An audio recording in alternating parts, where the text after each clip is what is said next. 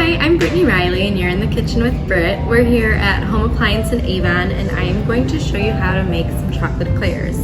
So we're going to do the French eclair, which is with Pate Choux, making it basically like a nice long cream puff. So right now what we're going to do is make our pastry cream, just because it takes a while for that to cool down, so we'll start there. Right now I have some milk just on pretty low heat. We're gonna basically bring it to just under a boil. We don't wanna boil it because that's when milk can scald and kind of start to stick to the bottom. It changes the flavor, so we keep it on low heat, keep an eye on it. In the bowl I have just some sugar, an egg, a couple egg yolks, pinch of salt, and some cornstarch. And I'm just gonna whisk that together while we're heating up our milk. Pastry cream is basically just a cooked custard. And with any cooked custard, what you do is called tempering the eggs, which means that we're gonna use those to thicken up our milk mixture, but we don't want to cook them to be like scrambled eggs. So we will add some of the hot milk to the egg mixture before putting it over the heat. That way it can kind of start to basically get used to that heat. Since we're adding a little bit of cornstarch to help with the thickening, we wanna make sure we get any little chunks out in there. So really whisk kind of vigorously until it's super smooth. We also, at the very end, will be adding some room temperature butter, so you'll want to have that ready.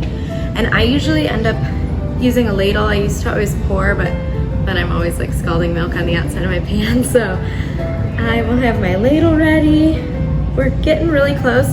Basically, I'm starting to see some tiny little bubbles right around the edge of the pan, and that tells me that we're just about there. So what we'll do is just do a slow, steady stream on the milk. Keep the whisk moving. And then once I've added in about 2 full ladles, it's probably up to temperature enough to go ahead and add it back into the entire milk mixture. So I'm gonna turn this down even a little bit further. Sorry, I know we're a working showroom, so it gets a little activity in the background. Sorry if it's kind of loud. All right, so now we've got our nice mixture. I'm gonna just add it back in. So at this point, we can kind of move it up to like a medium-low, but what we wanna make sure we're doing is keeping the whisk going. If we go really fast, all we're doing is incorporating cool air and kind of preventing it from getting up to temperature. But we want to make sure that we at least heat it enough. Alright.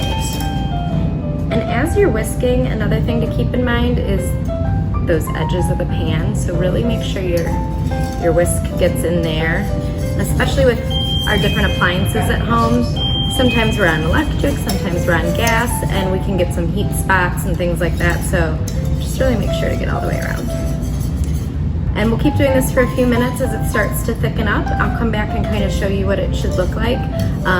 Even though it's tempting to crank it up a little bit, to move it a little bit faster, what we'll end up with is a really thick and dry custard versus like a nice smooth silky texture, which is what we really want. So just be patient a couple extra minutes and it'll work out. Okay, so a cooked custard is one of those things where for about 5 minutes or so it looks like nothing's happening, and then all of a sudden it really starts to happen. Cornstarch and egg yolks really start to coagulate once we get up to that boil, but we want to get up to it gradually to maintain that silkiness, like I said. So we have thickened up to almost that kind of like pudding consistency. I'm just gonna let it go about another minute. This will also set a little bit more once it cools. Anything is more viscous when it's hot, so I don't wanna go too far. Like I said, about another minute, and see how it's leaving behind the marks of my whisk. That kind of shows that it's perfect. We will pour this into a glass bowl, and I'm gonna put plastic wrap right up against the surface of it while it cools so it doesn't create a skin. Okay, so now that our pastry cream is cooling in the fridge, I'm going to make our Pate Choux. So Pate Choux is a French pastry that creates our cream puffs or eclairs, They can be sweet or savory. You know, you could fill them with shrimp salad, lobster salad. There's an appetizer called Eclairs, which is really good. You add in some cheese and some mustard and bake those. So the recipe that I'll be including does have a little bit of sugar and just a touch of vanilla. But if you are planning to do this as a savory pastry, obviously you would kind of want to omit those. But basically what I have going right now, and I just have my heat on medium, I'll turn it down. Just some water, a little bit of salt, that sugar, and some butter. And right now I'm just basically bringing it to where all the butter melts, everything's kind of almost up to like a simmer. And then we have just over a cup of flour, which is a really small amount for what we're making, but it's perfect. So what we'll do in a minute here is we'll add in all the flour at once. It'll seem kind of chunky and weird at first, but then it'll smooth out, and we'll leave it in here just for about a minute at that point because it'll start to dry out. We just want to kind of help to evaporate some of that water, cook off a little bit of excess. And we'll actually be going over to our food processor to finish this off and add in our eggs and stuff. So I'm almost all melted here. Give it another second. We'll add it all in. And the reason you want to add it all in at once is because even though it gets clumpy at first, if we try and add a little and incorporate it like we're kind of used to with things like this, it'll actually end up not working out as well. So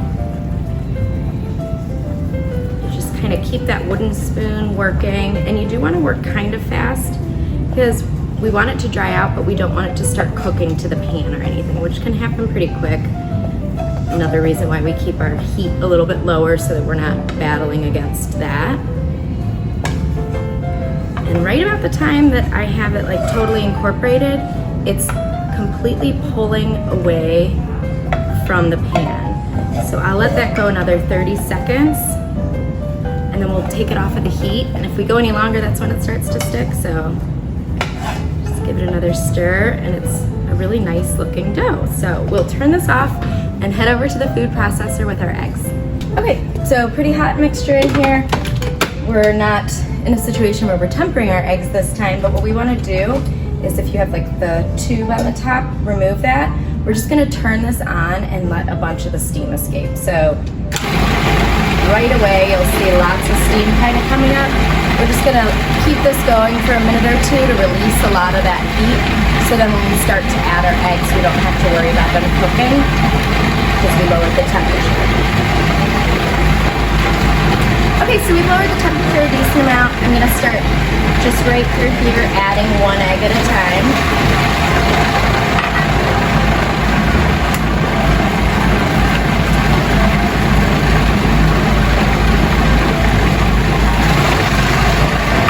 The quicker you move, the better, because this is a pastry. We don't want to develop a bunch of gluten.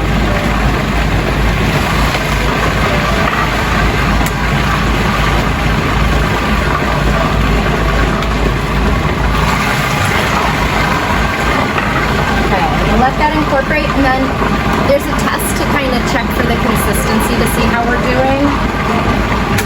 And basically what you want to do is kind of take a little bit of this in between two fingers and stretch. It should be able to actually kind of stretch pretty far, and that's perfect. So this is ready to be put into our piping bag, and we'll start piping out our eclairs. Okay, so I just started piping. I have my bag all filled up. You want to use a very large tip, or even just cut off the end of a bag and not even use a tip, but we're looking for about a ½ inch round. And then basically what I'm doing is letting it fill out a little bit wider than the tip and just kind of keeping an even pressure. Doing it in slow motion actually makes it look worse. So basically what we're doing is just even pressure, and it's about 2.5 to 3 inches long is kind of like the standard for a pot de choux eclair. And when you go to, you know, release here, if you kind of bring it back and around, that helps. But I do have a little trick for getting rid of that kind of imperfection from the pastry tip. basically I just take a little bowl of cool water, which I don't have yet, I'll show you in a second, and just kind of tap your finger and get just a tiny bit, and it'll just keep the pastry from sticking to your finger, so it'll be able to be smoothed out. So I have my oven set at 400 degrees, and we're gonna start there, but then we'll lower the temperature as we go, so I'll explain that.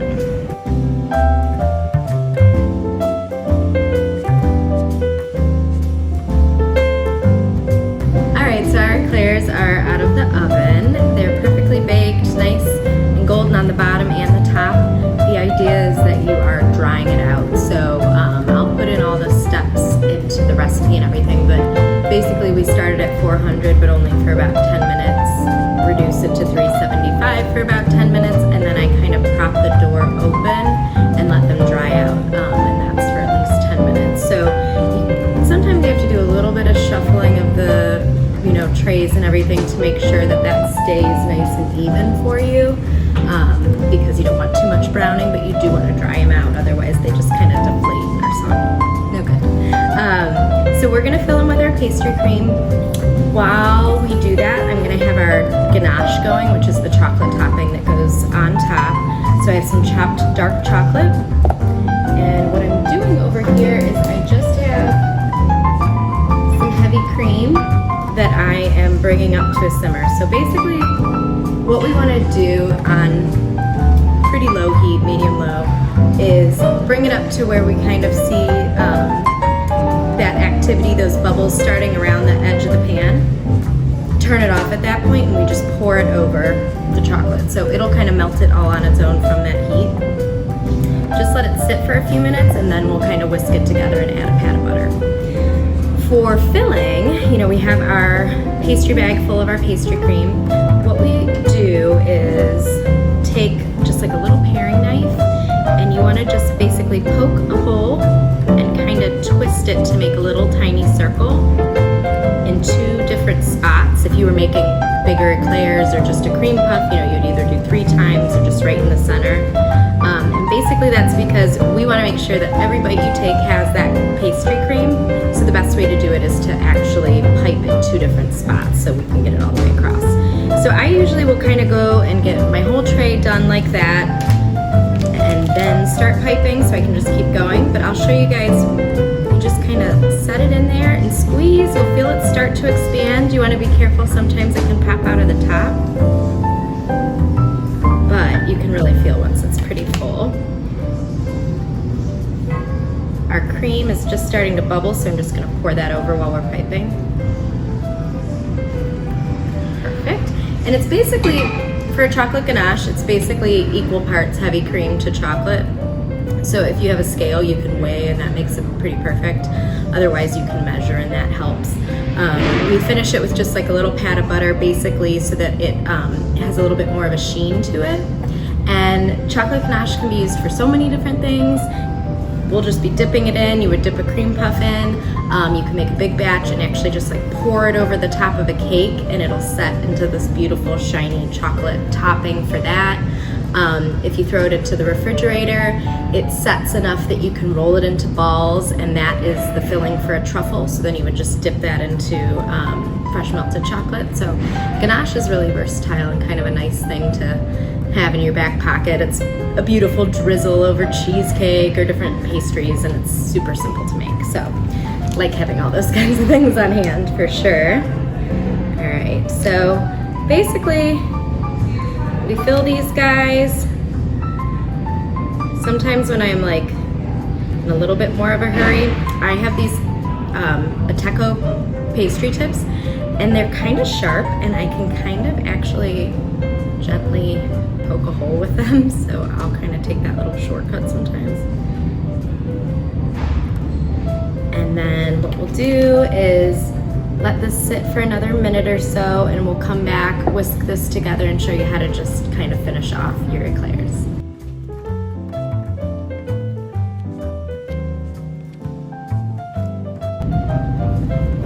Okay, so this looks pretty funky at first when you start to whisk it, but eventually it all comes together.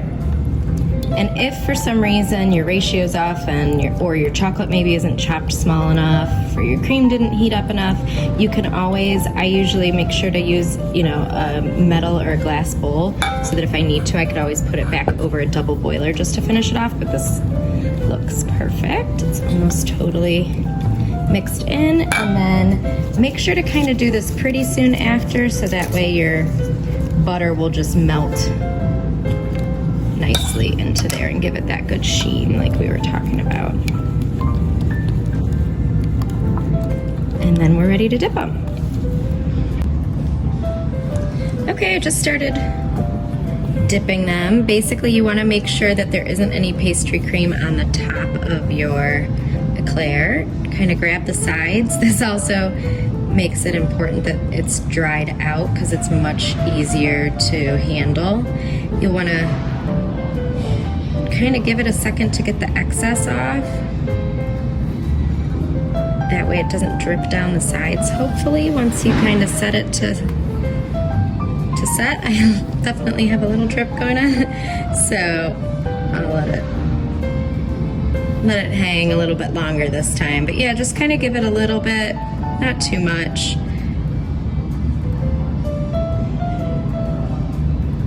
They look gorgeous and delicious. So your ganache will set enough that it'd still be a little tacky to the touch, but it's not full liquid form anymore. So if you let these sit and then you can, plate them up or box them up or whatever it is that you're doing. But that is that. Enjoy.